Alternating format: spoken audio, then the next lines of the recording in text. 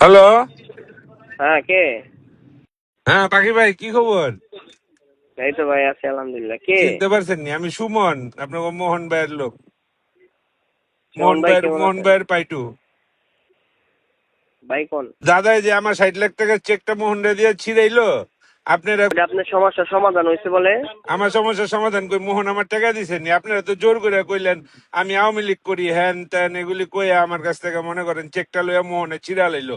বিএনপির এত বড় নেতা, আর নাম কি সুভাষ দাদাই কইলো, হ্যাঁ, রানার সামনে ছিড়া লাইলো চেকটা। আমার টাকা তাহলে পাইলাম আপনি কই আমি?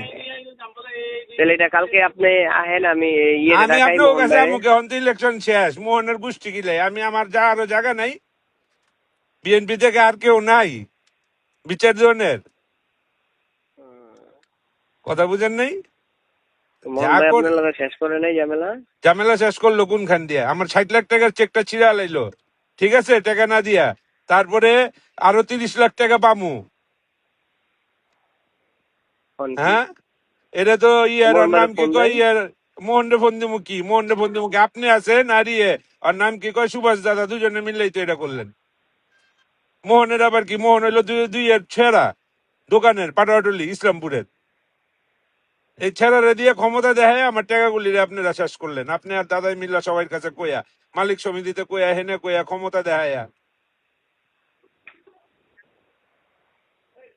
যা করছেন ভালোই করছেন, অসুবিধা নেই, আরো ভালো কইরেন, অসুবিধা দেখি।